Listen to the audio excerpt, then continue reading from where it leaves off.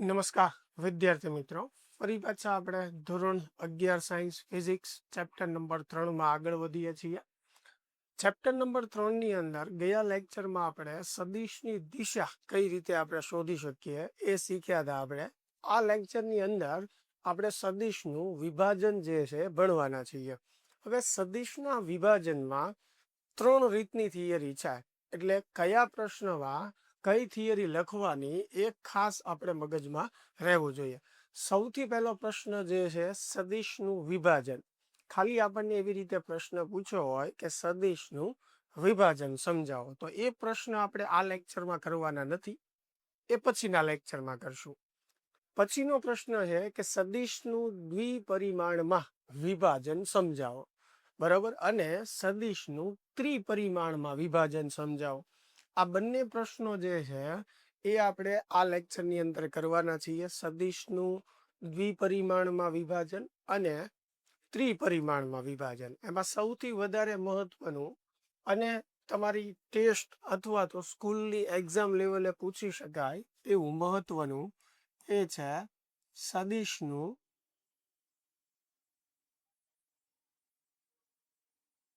દ્વિપરિમાણમાં વિભાજન.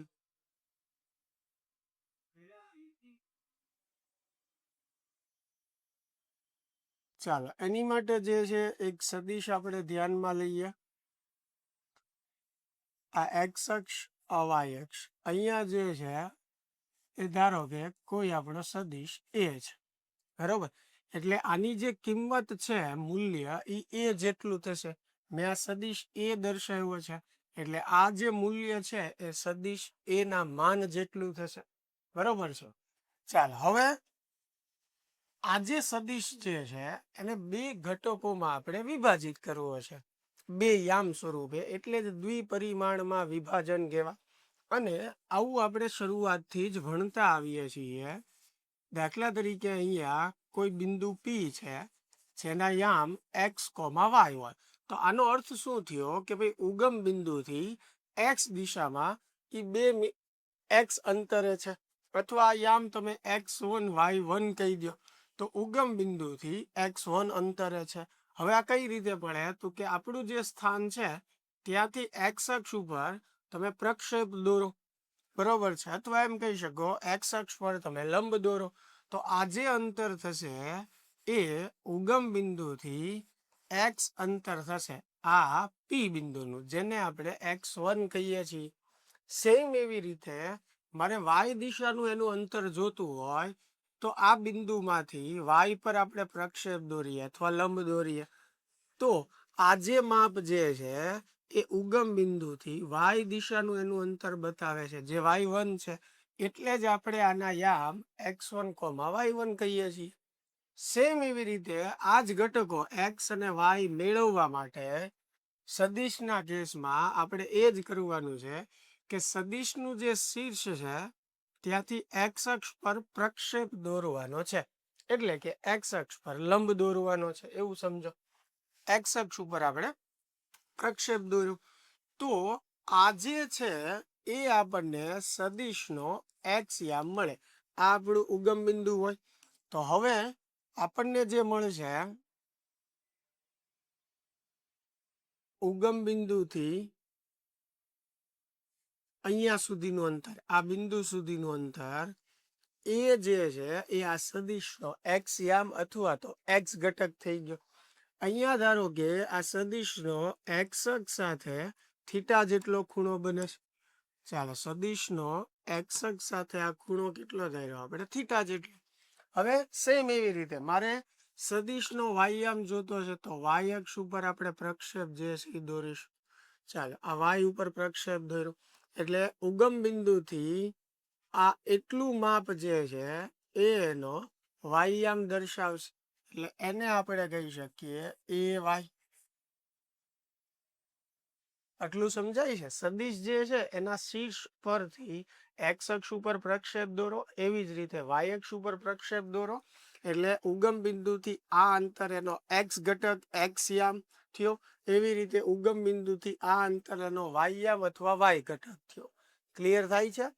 હવે એ મેળવવા માટે આપણે આ ત્રિકોણનો ઉપયોગ કરીશું. જો આ જે ત્રિકોણ તમને દેખાય છે એમાં આ ખૂણો જે છે એ કેટલો છે કોસ થીટા.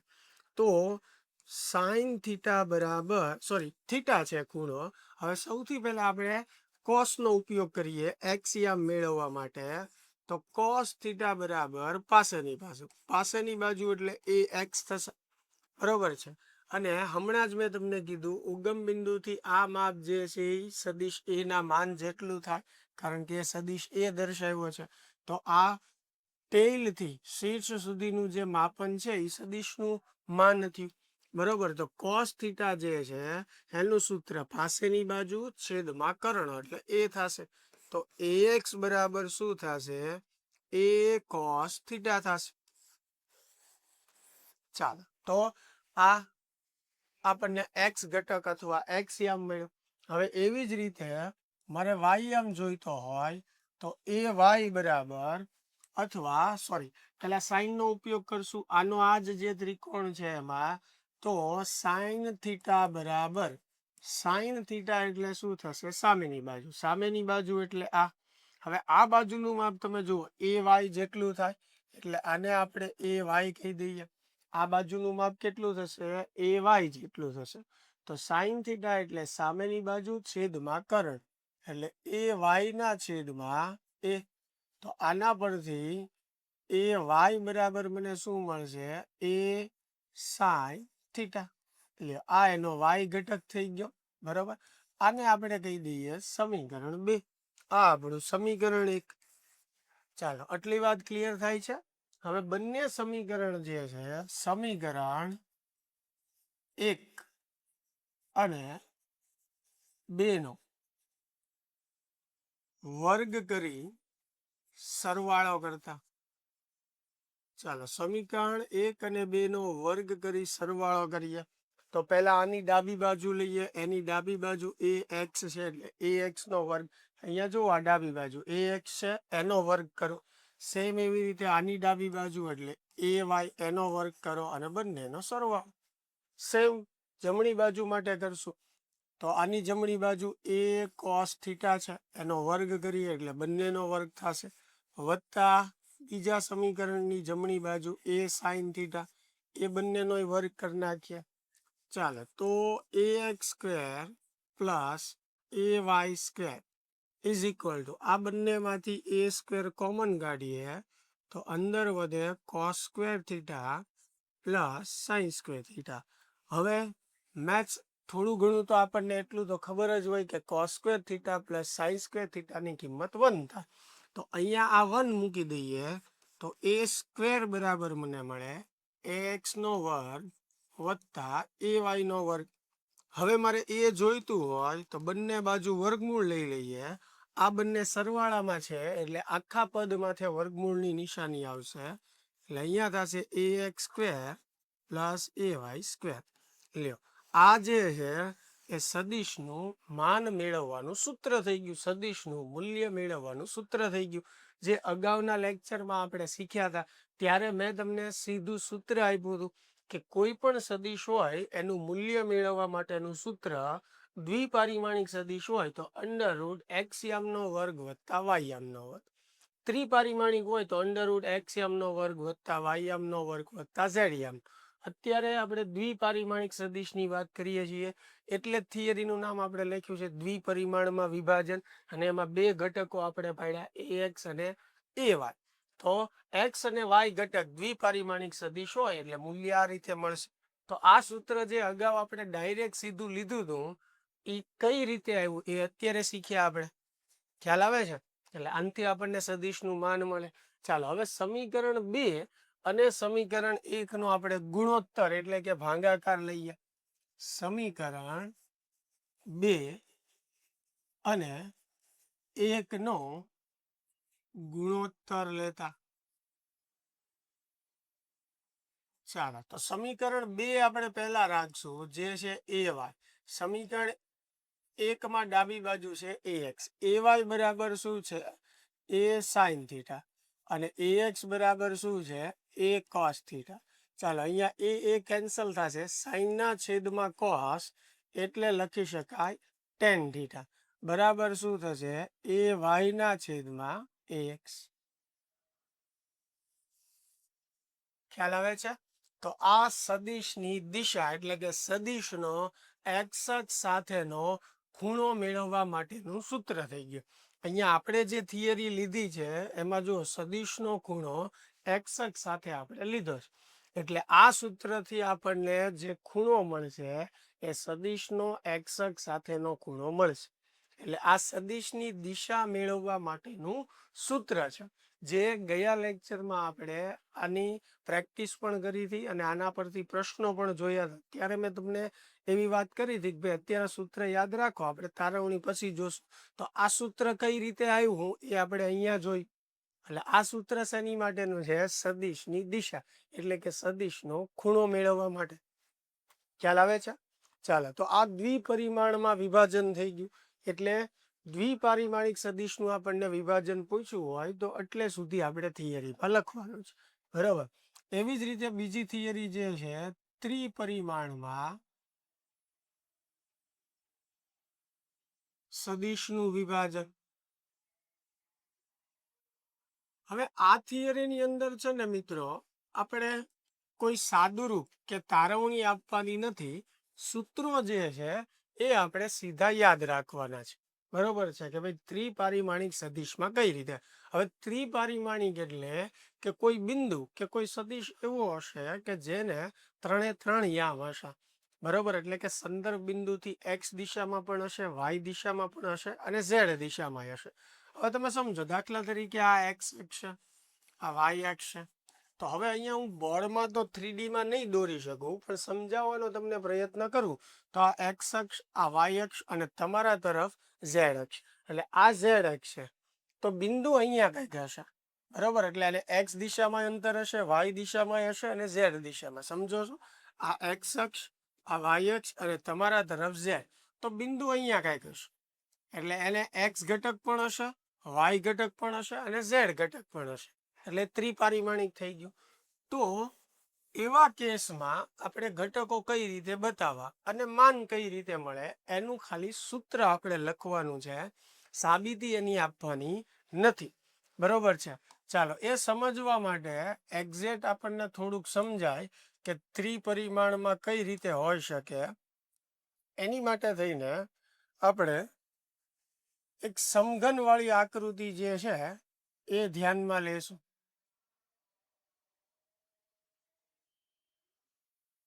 ચાલો, સમઘન વાળી આકૃતિ ધ્યાનમાં લેવા માટે આ આપણું ઉગમ બિંદુ છે. ઉગમ બિંદુથી આ એક્સ યામ આપણો, આ દિશા જે છે એ વાય યામ છે આપણો, અને તમારા તરફ આ જે છે એ ઝેડ યામ છે. રેડી?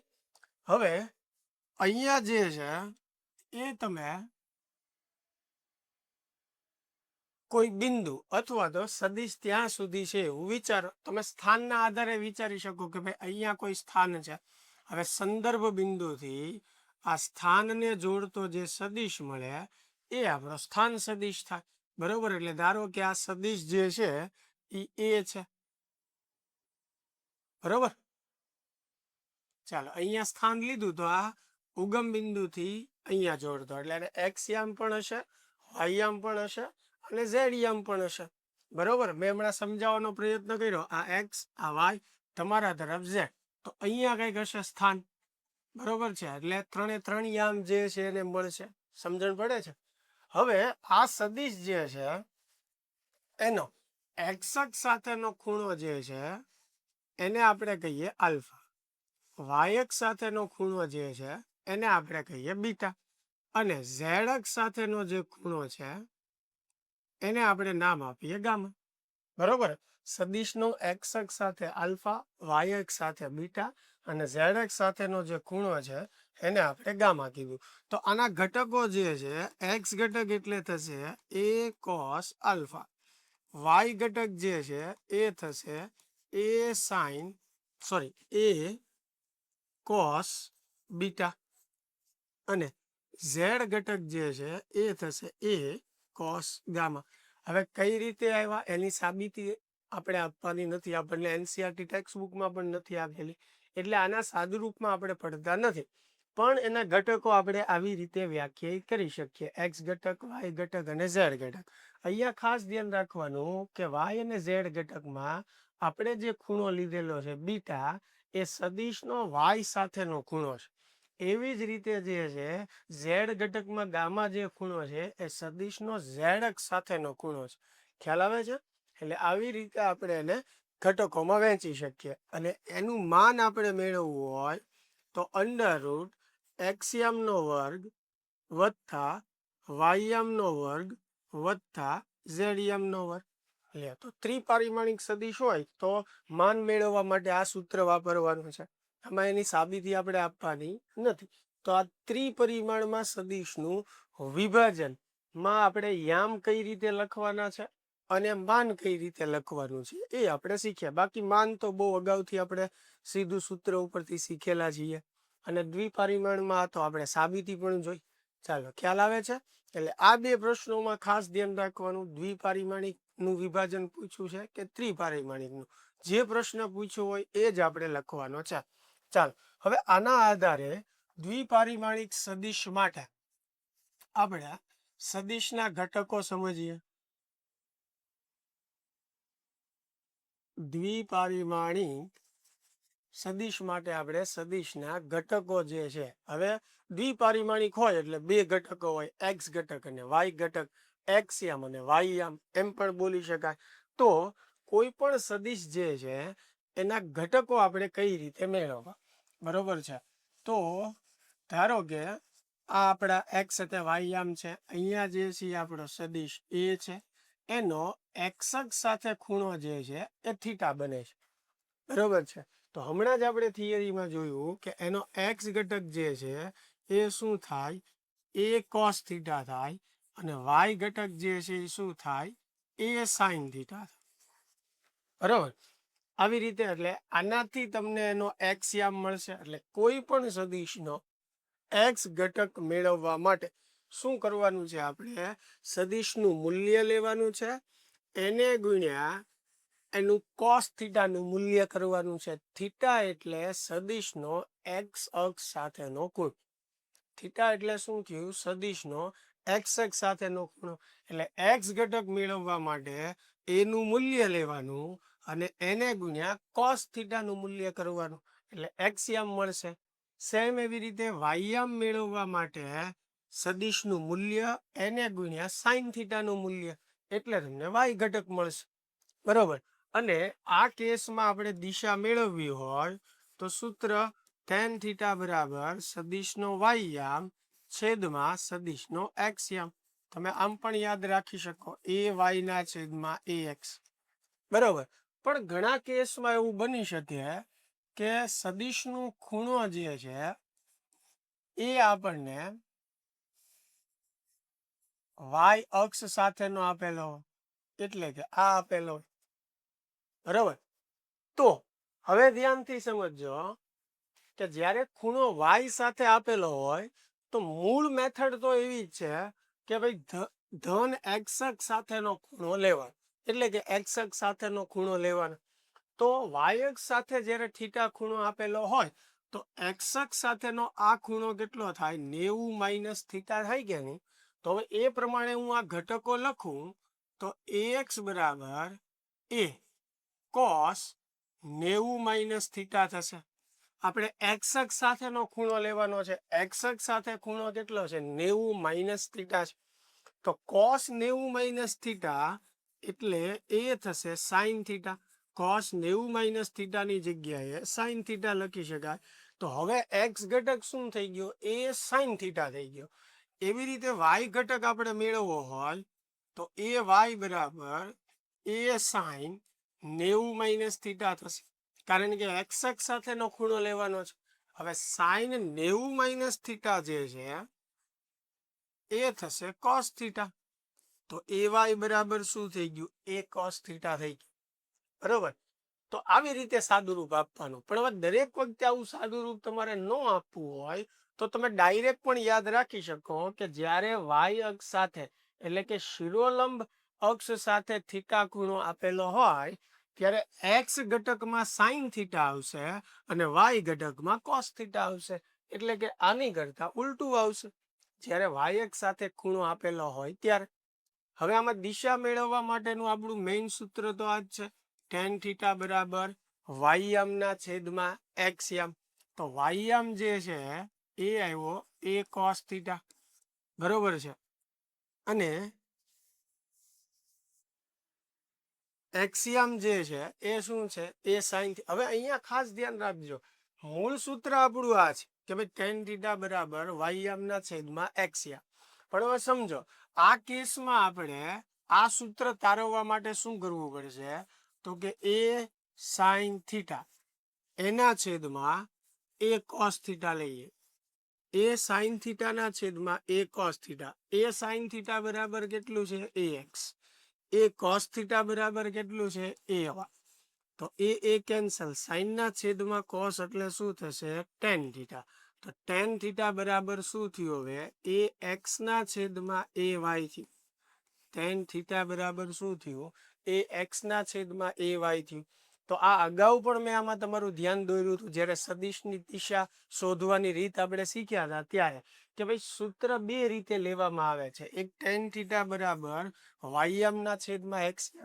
આ સૂત્રથી તમને જે ખૂણો મળે છે એ સદિશનો એક્સ અક્ષ સાથેનો મળે છે. અને એક સૂત્ર આવું પણ લેવામાં આવે, ટેન થીટા બરાબર એક્સિયમના છેદમાં વાયયામ. હવે આવું સૂત્ર જ્યારે હોય ત્યારે તમને જે ખૂણો મળશે એ કોની સાથેનો મળશે, તમને વાય અક્ષ સાથેનો મળશે. એટલે બંને સૂત્રનો તમે ઉપયોગ કરી શકો, પણ આપણને ખ્યાલ હોવો જોઈએ કે આમાં એક્સ અક્ષ સાથે ખૂણો મળશે, આમાં વાય સાથે મળશે. ખ્યાલ આવે છે?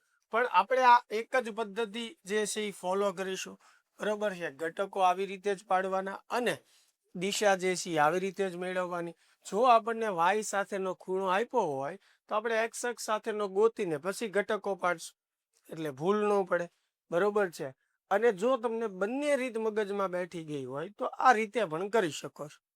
ખ્યાલ આવે છે? ચાલો હવે આના આધારે સદિશ કયા ચરણમાં હોય તો ઘટકો જે છે કઈ રીતે લખવાના. જેમ કે સદિશ જે છે પ્રથમ ચરણમાં હોય, જેનું એક્ઝામ્પલ હજી આપણે જોયું જ છે આની પહેલાની આકૃતિમાં.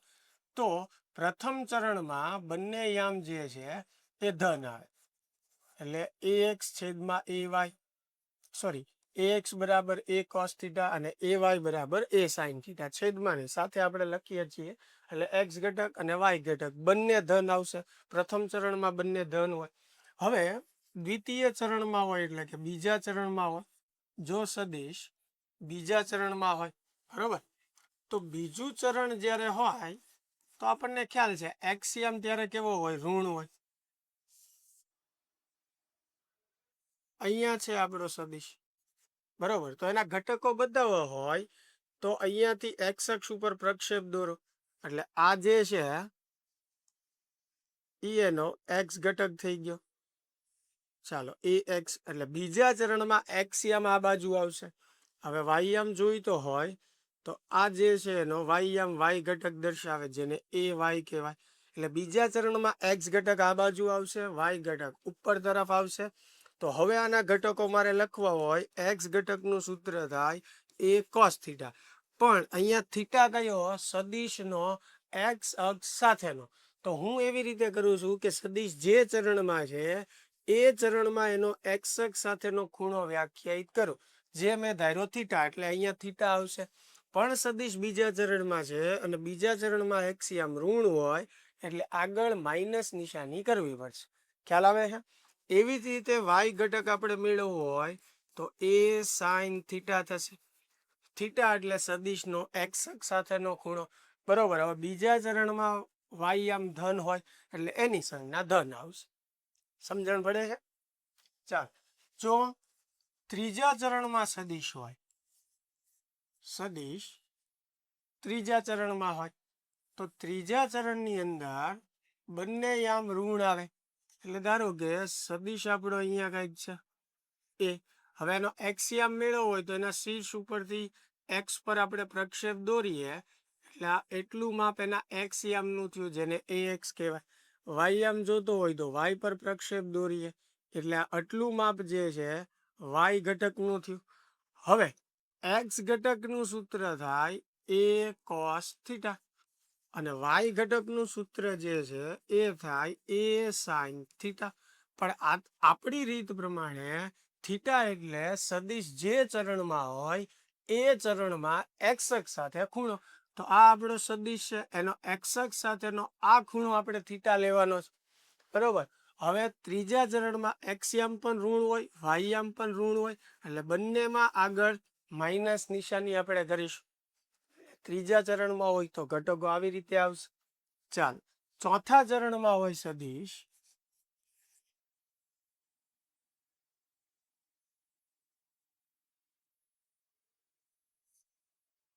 અહીંયા કઈક આપણો સદિશ છે. ચાલે, ચોથા ચરણ માટે આપણે અહીંયા પ્રક્ષેપ દોરીએ એટલે આ એક્સયામ થયો. એવી રીતે શીર્ષ ઉપરથી વાય પર પ્રક્ષેપ દોરીએ એટલે આ સદિશનો વાયયામ થયો, જેને એ વાય કહેવાય. બરોબર. તો હવે ઘટકો તો કેમ લખવાના છે, તો કે એ એક્સ બરાબર એ કોસ થીટા અને એ વાય બરાબર એ સાઇન થીટા. ખ્યાલ આવે છે?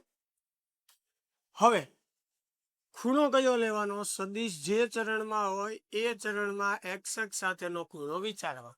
બરોબર. એટલે એ થીટા લેવાનો આપણે. હવે ચોથા ચરણની અંદર એક્સયામ જે છે એ ધન હોય એટલે આ એની સંજ્ઞા ધન આવશે. પણ ચોથા ચરણમાં વાયયામ ઋણ હોય એટલે અહીંયા આગળ માઇનસ નિશાની આવશે. એટલે સદિશ જે ચરણમાં હોય એ ચરણ પ્રમાણે આપણે ઘટકની નિશાની મૂકવાનું ભૂલવાનું નથી. કારણ કે આપણે જે ખૂણો લઈએ છીએ એ સદિશ જે ચરણમાં છે એ ચરણમાં એક્સ અક્ષ સાથે લઈએ છીએ. ખ્યાલ આવે છે? ચાલો આગળ વધીએ. ચાલ, એની પછી આપણે એક્ઝામ્પલ થી સમજીએ કે કઈ રીતે ઘટકો જે છે એ મેળવવા. દાખલા તરીકે આપણને કોઈ સદિશ બી આપેલો છે, એનો આ ખૂણો 60 નો છે. બી ની કિંમત આપી છે કે ભાઈ બી જે છે એનું મૂલ્ય 4 એકમ છે. તો એના બંને ઘટકો મેળવો, એક્સ ઘટકો અને વાય ઘટકો. હવે ત્રીજા ચરણમાં છે એટલે એક્સ ઘટક આ બાજુ આવે બી એક્સ અને વાય ઘટક જે છે એ નીચે તરફ આવે બી વાય. ઘટકો પણ આપણને દર્શાવતા આવડવું જોઈએ.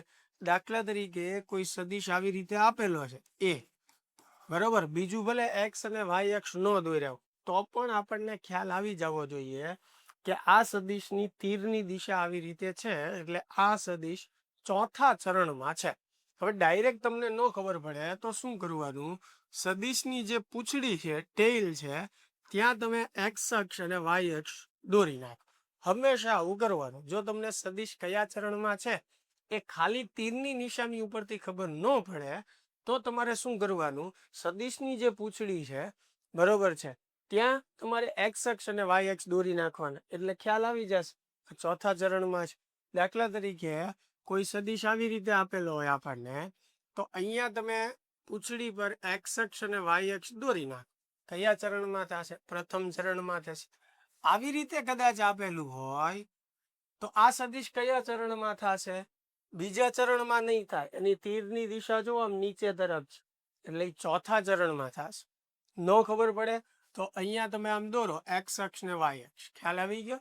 એટલે એ આપણને એક ખ્યાલ આવી જવો જોઈએ કે સદિશ કયા ચરણમાં છે અને સદિશ જે ચરણમાં હોય એ પ્રમાણે એના એક્સ અને વાય ઘટકો જે છે એ આપણે દર્શાવવાનું. ચાલો, અહીંયા આપણું જે ઉદાહરણ છે એમાં સદિશ ત્રીજા ચરણમાં આપેલો છે. ત્રીજા ચરણમાં એક્સ અક્ષ સાથેનો ખૂણો પણ આપેલો છે. બંને ઘટકો આપણે મેળવવાના છે. તો એક્સ ઘટક એટલે બી કોસ થીટા. થીટા એટલે ખૂણો 60 નો છે. હવે ત્રીજા ચરણમાં એક્સયામ ઋણ હોય એટલે આપણે માઇનસ મૂકશું. રેડી? ચાલો, તો બી એક્સ બરાબર માઇનસ. હવે બી એટલે બી નું મૂલ્ય આપ્યું છે 4. કોસ 60 જે છે એની કિંમત થાય 1/2. તો bx બરાબર 2 દુ 4 એટલે -2 લ્યો. તો સદિશ બી નો એક્સ ઘટક જે છે એ એટલો થશે.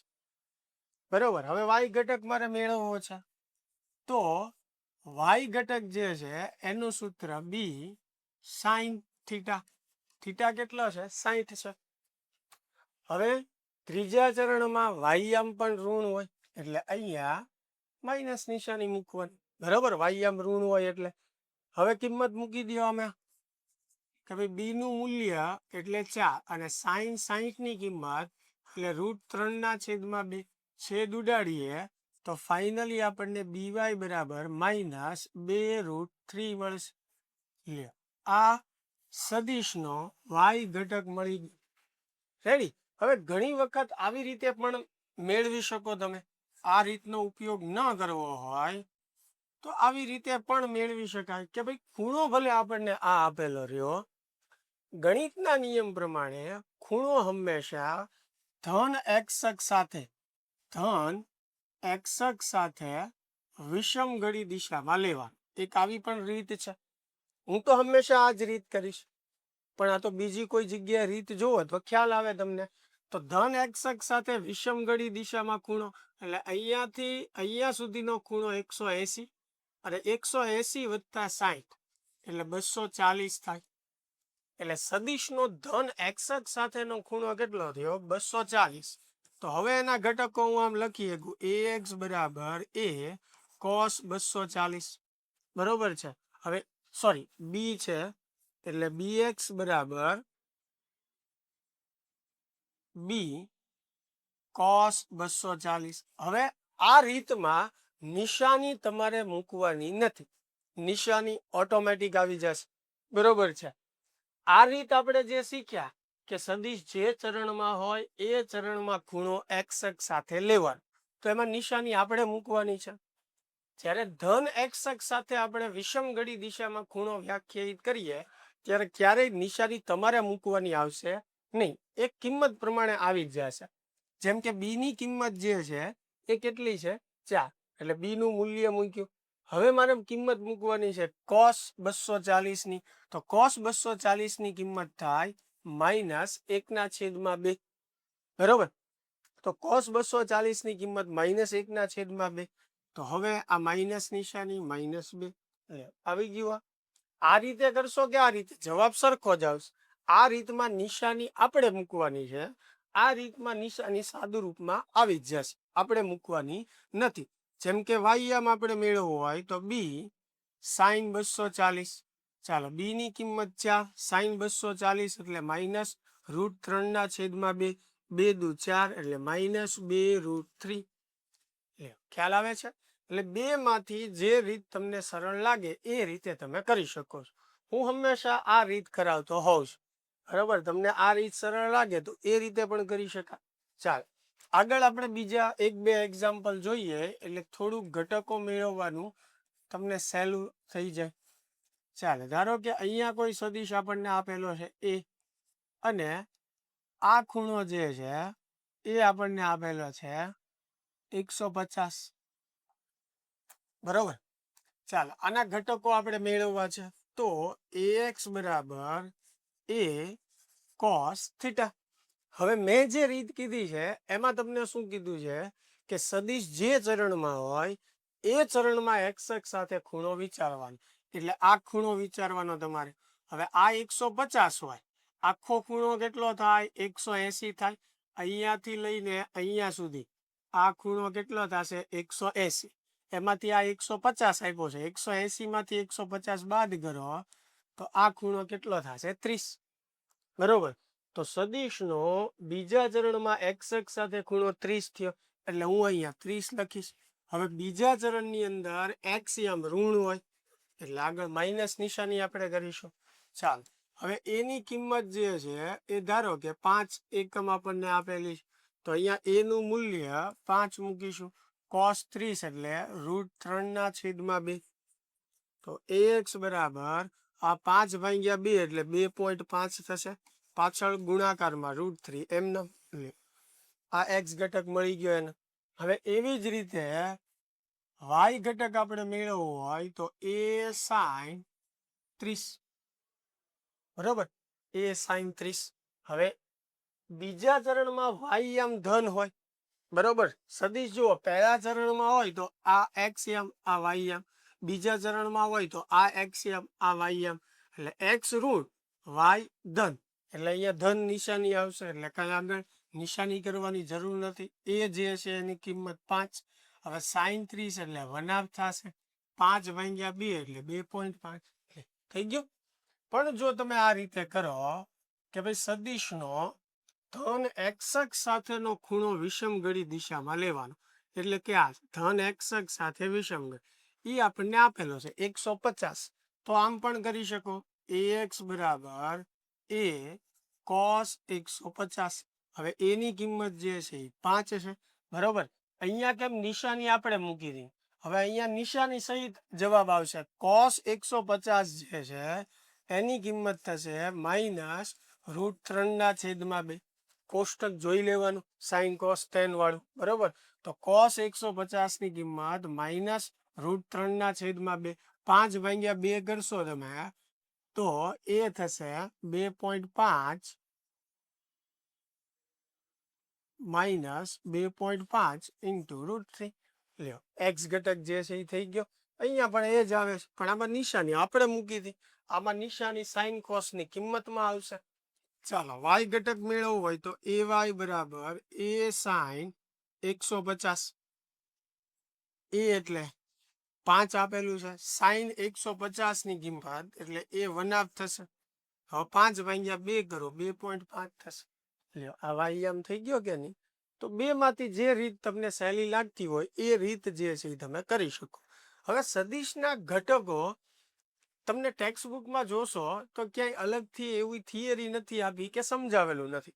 હું આ તમને અલગથી એટલે સમજાવું છું કે આગળ જતા પણ આનો ખૂબ ઉપયોગ આવવાનો છે. 12મા ધોરણની અંદર પણ જ્યારે આપણે અમુક પ્રશ્નો સોલ્વ કરશું ત્યારે સદિશના આ બધા કોન્સેપ્ટ છે એ ખૂબ કામ લાગવાના છે.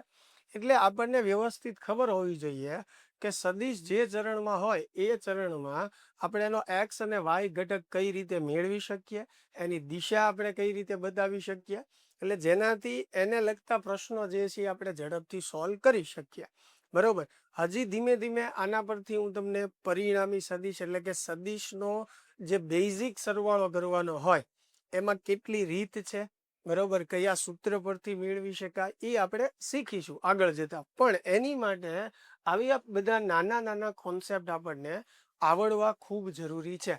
એટલા માટે આ લેક્ચરની અંદર વિભાજન અને ઘટકો જે છે એ મેં તમને અલગથી જે છે એ શીખવાડ્યું છે. હવે દ્વિપરિમાણમાં સદિશનું વિભાજન એ તો ટેક્સ્ટ બુકમાં તમને મળી જ જવાનું છે. એટલે થિયરી સ્વરૂપે પણ એ આપણને પૂછી શકે 2 કે 3 માર્કમાં. તો એમાં કેટલું લખવાનું છે આપણે આગળ જોઈ અને એના પરથી સદિશના જે ઘટકો આપણે સમજવાના હતા એનો ઉપયોગ એ પણ મેં તમને અલગથી કરાવ્યું. તો મિત્રો આશા છે કે વ્યવસ્થિત જે છે તમને સમજાણું હશે. ચાલો મળીએ તો નેક્સ્ટ વિડીયોમાં.